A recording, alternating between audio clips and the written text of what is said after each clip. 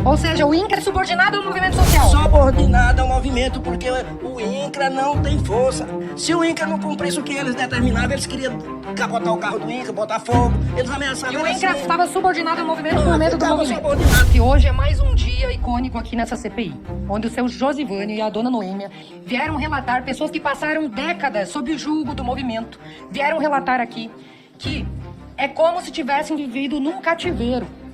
É como se tivessem sido escravizadas durante anos, porque enquanto rezavam a cartilha do movimento, eram considerados. Depois que começaram a pensar por si mesmos e começaram a querer ter independência, passaram a ser considerados praticamente animais que não mereceriam mais dignidade, que não mereciam mais consideração. E ao contrário, é um crime que causa terror. A dona Noêmia relatou aqui que teve a casa invadida, quebrada, saqueada, foi agredida, espancada, tem sequelas até hoje, veio mancando pra essa CPI, que é uma sequela de quando foi espancada pelas pessoas do movimento. Sua filha de 1 ano foi retirada dos seus braços e sequestrada, e depois só pela graça de Deus que foi devolvida. Aí eles fizeram, me bateram lá, me deram cada safanão, que eu tenho problema na coluna até hoje, eu não sei como que eu não fui pra cadeira de roda. Isso é muito constrangedor, é muito humilhante. É muito humilhante. Tiraram minha filha dos meus braços, levaram não sei pra onde. Aí eu saí de dentro da casa porque eles estavam cortando. E eu fiquei, joelhei lá fora, diante deles e pedi a Deus: Senhor, proteja minha filha. Que proteja eu e minha família. Porque eu não sei aonde que a minha filha está. Traga minha filha de volta pra mim. Senhor, coloca teu exército pra nos proteger. Tem metralhadores, tem escopeta, tem tudo. Faca, foice, machado e tudo. Olha, doutor, fizeram tanta covardia, mas tanta covardia.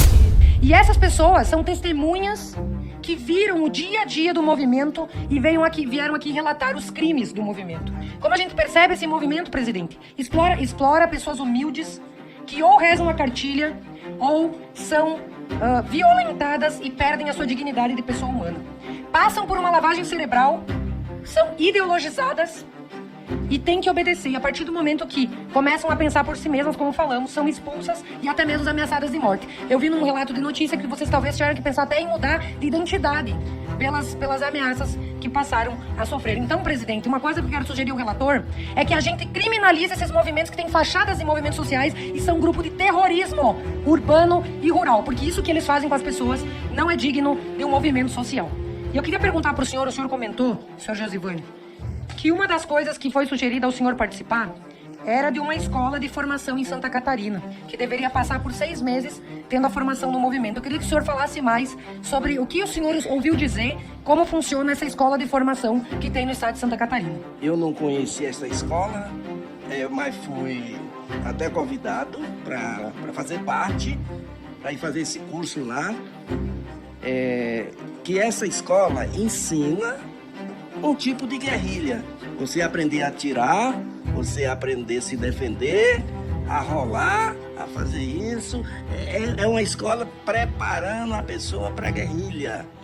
Então o movimento utiliza da guerrilha urbana e rural. Você viu armas lá no movimento? No movimento, quando eles vão fazer uma ação, sai arma que eu não sei de onde sai. E são armas legais ou ilegais? Sabe como eles obtêm essas armas? Não sei como eles obtêm essas armas. Mas o senhor viu as armas? Sim, vi arma, é facão, é espingarda, é metralhadora. O senhor já participou de alguma doutrinária? O que eles falavam nessa doutrinária? Eles falavam sobre agricultura familiar ou falavam mais sobre tática de invasão? Agricultura familiar, terra, é o carro-chefe deles. Eu quero deixar bem claro que esse papo de terra, quando o Lula era candidato a presidente, no primeiro governo dele, ele subia na carroceria de um caminhão e ficava pregando reforma agrária. Pregando reforma agrária para todo mundo. Quantas mil famílias o presidente Lula assentou nos 2 primeiros mandatos dele? Quantas mil famílias a FHC assentou nos 2 mandatos dele? No meu município tem 10 assentamentos, 10 em Rio Verde. Hoje eu sou assentado em Rio Verde.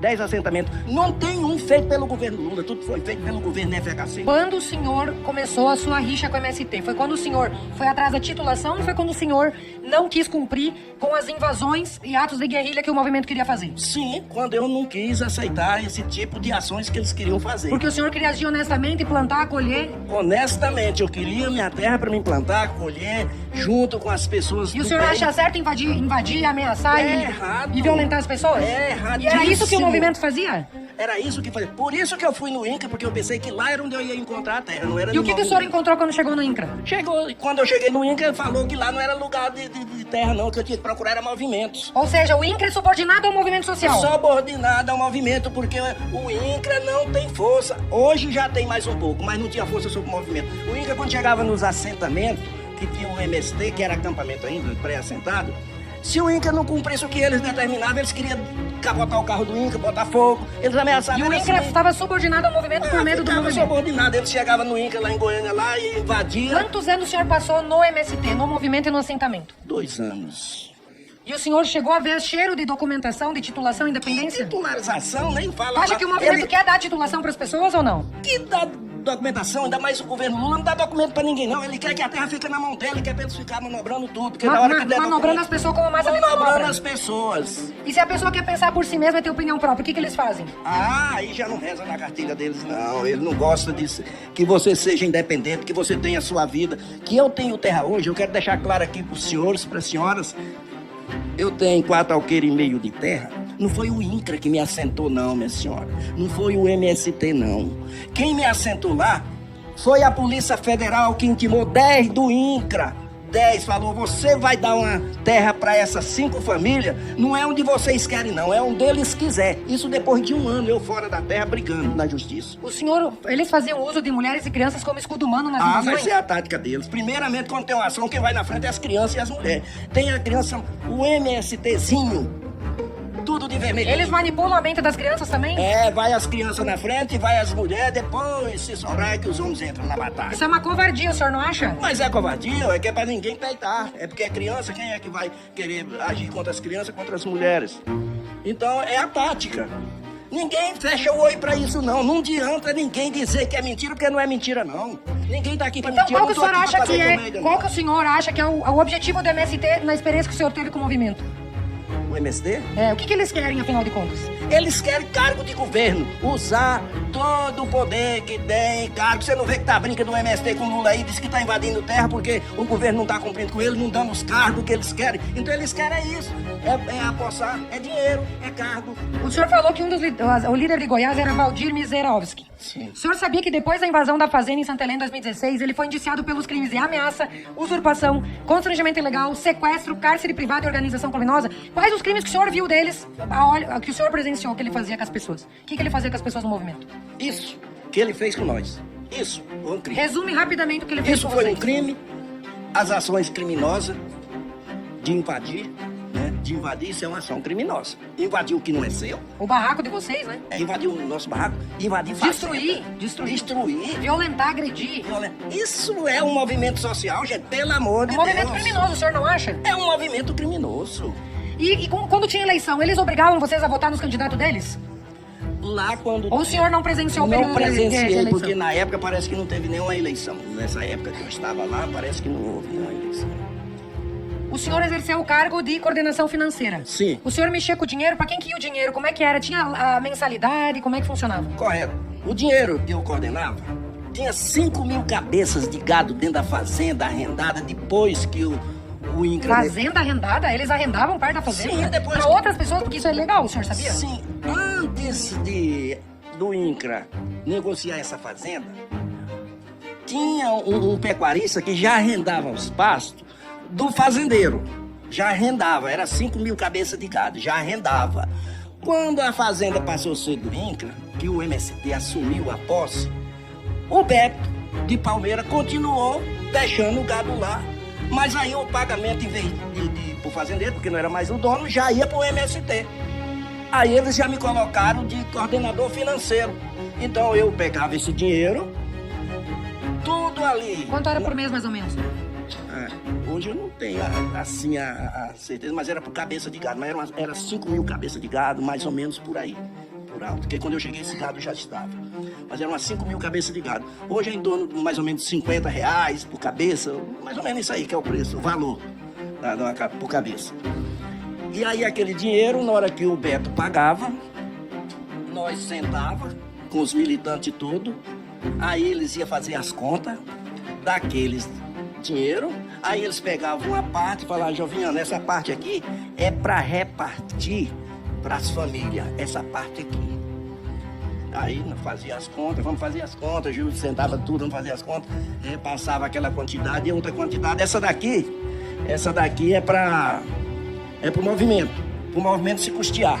É pra nós mandar pro Ilmar, que tá lá em Cuba fazendo medicina. E mais outros candidatos. Não era pra beneficiar as pessoas humildes que estavam lá. Não, nós vamos mandar, nós temos muitos candidatos lá em Cuba fazendo medicina.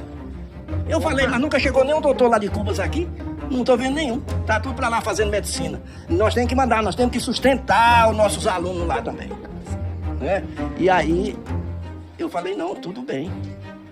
Dona Noêmia, como é que a senhora se sente depois de ter vivenciado tudo que a senhora vivenciou? O que a senhora deixa um recado para as pessoas que participam do movimento e que são enganadas? Eu peço para que todos não acreditem nas palavras deles, que é mentira, e que não vão para a terra com eles, não. Aliás, com movimento nenhum, que procura um INCRA, e que um INCRA, que vocês façam com que o INCRA dê a terra sem movimento nenhum, nem sindicato, nem MST, nem CUT, nem ninguém. Que E respeite as pessoas, né? Que o INCRA dê a terra às pessoas, aquelas que querem mesmo trabalhar. Quais as sequelas que a senhora tem até hoje dessas agressões que a senhora sofreu? Não entendi. As sequelas, o que a senhora tem até hoje de resquício do que sofreu? Eu só ando mancando e tem muito trauma, doutor. Psicológico? Agora que fala MST... Vocês são ameaçados eu de já morte fico ainda?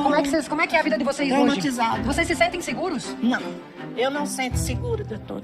Medo eu não tenho, mas eu tenho cisma de uma hora a gente tá lá, chegar alguém e fazer alguma coisa com a Vocês gente. têm medo de morrer? Morrer?